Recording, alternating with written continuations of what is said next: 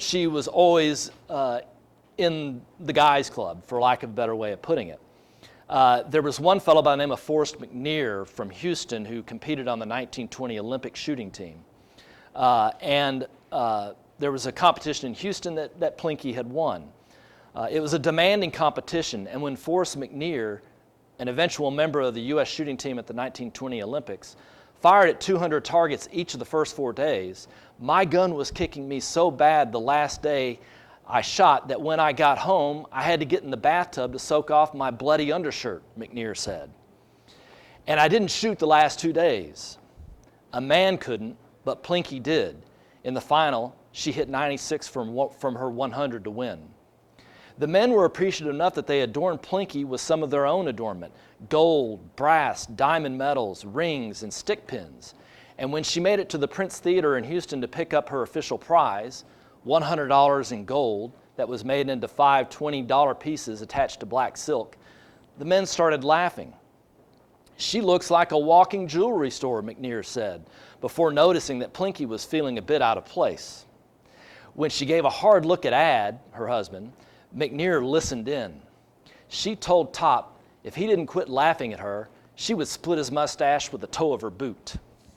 So she knew how to stand up for herself very well.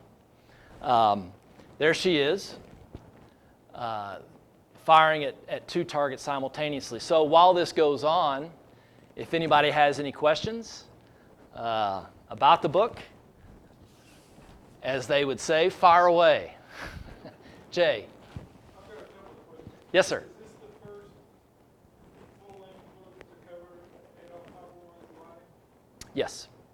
Yes. It's kind of surprising.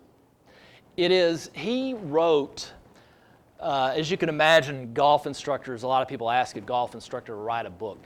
And he was approached by Winchester to write a book on shooting, and he did come up with really what could, for lack of a better way of putting it, would be called a pamphlet about snap shooting, he called it. Fancy shooting. So that's as close as you get. Now, I have heard that the widow of the former director of the museum, the trap shooting museum in Ohio, he passed away in 2006. He was working on a book. And I never got his notes. He did write a lot of things that I was able to get through my research. But I have heard now that his wife, his widow, may be interested in writing a book on Plinky Toepperwein. And there's still plenty to be written about. Plinky's a wonderful subject. Was he well paid by Winchester, or did they just keep him in ammunition? He loved the ammunition part. He really did. I mean, he loved. I have heard that there's a curator of a museum, in the Buckhorn Museum, the Buckhorn Saloon in downtown San Antonio, where there is a Toepperwein room with some of the artifacts with Ad and Plinky there. It was once housed at the old Lone Star Brewery south of downtown. What was I going to mention on that? I have lost my train of thought. I'll come again to it. The pay. Yeah, he had said that Ad didn't really get paid a whole lot. I got to think he got paid really well. Look, from the late 1800s, just before he started, to around 1920, business increased more than fourfold at Winchester. He was rewarded handsomely. I have to think.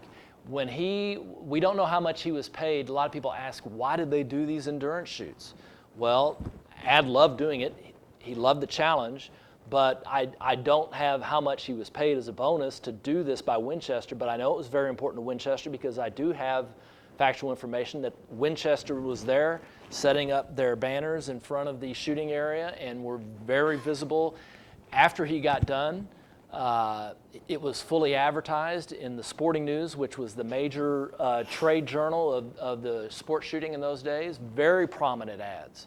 So he was paid quite handsomely. I'd love to know how much. He was he was the best paid member of the traveling sales team by far. And Plinky was employed. She at first was employed by their ammunition concern, the Deadshot powder.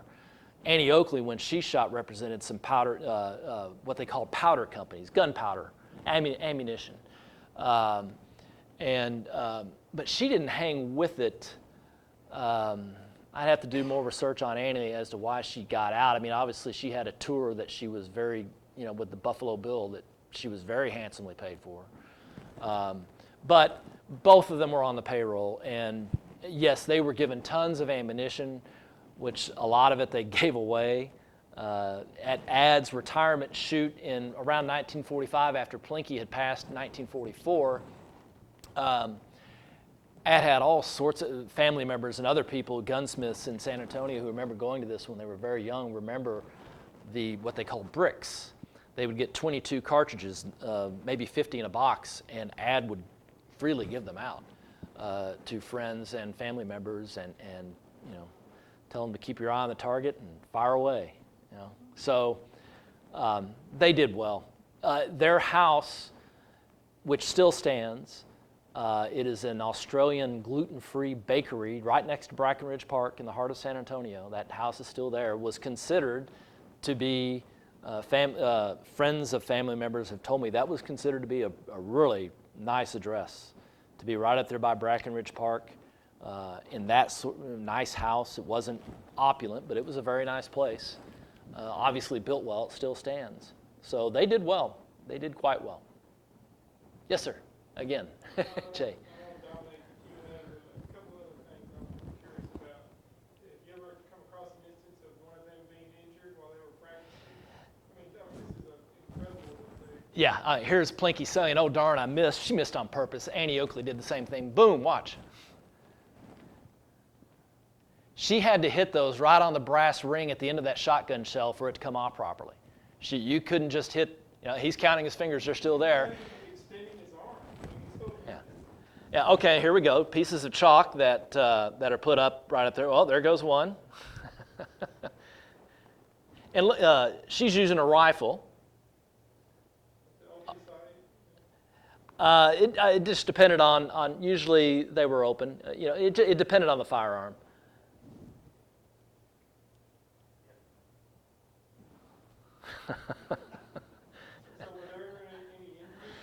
With the two of them, no. No reported injuries. They had a son who, like Mr. Toepperwein started his career as a cartoonist. Very gifted with his hands, and I'm convinced that's why he was such a good shooter. In fact, at the end of this video, you would see Ad Toepperwein drawing, and these were very, very popular. It may have been the most popular part of his act. He would draw pictures with his .22 rifle on a sheet of tin. You can still find these things, and I've got pictures of them in the book. There was no outline on that sheet of tin. He drew it with freehand shooting. But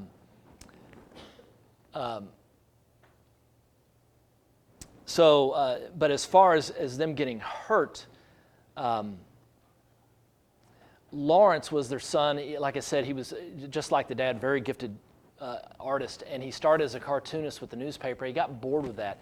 I get the sense he was never comfortable in the shadow of his very famous parents, and his very famous parents wanted him to shoot. They would take him to shooting competitions, and he did pretty well, but he never got into it. The cartoonist, he eventually dropped out. He started doing crime reporting.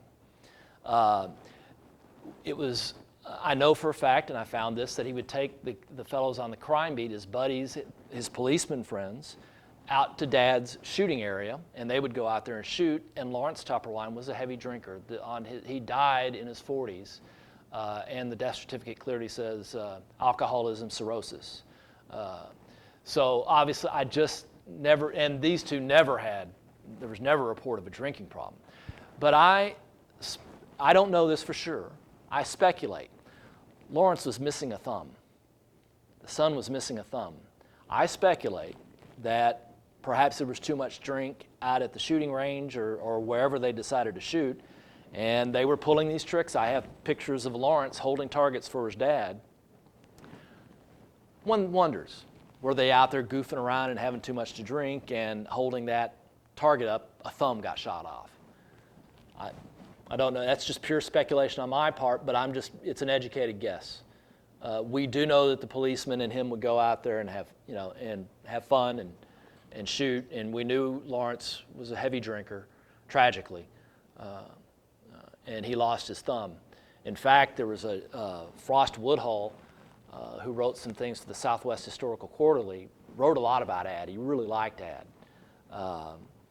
and wrote about his son. Lawrence was a good shot too, but sadly can't continue in that because he's lost a thumb.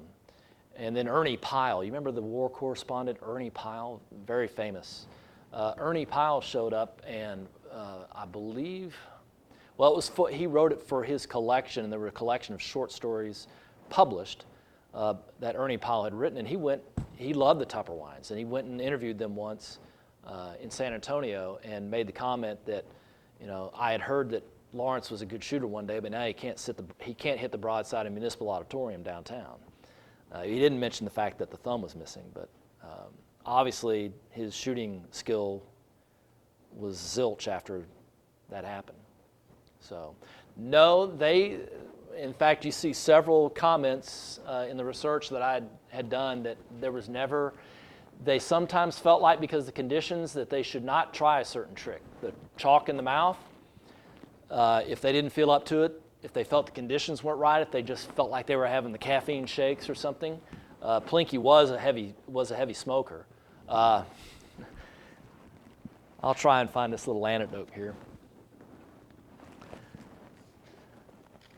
One last question. Yes, sir, Jay. Why 17,500 breaking an old record? He had 60,000 wooden blocks fashioned for him and felt like that would do the trick because Doc Carver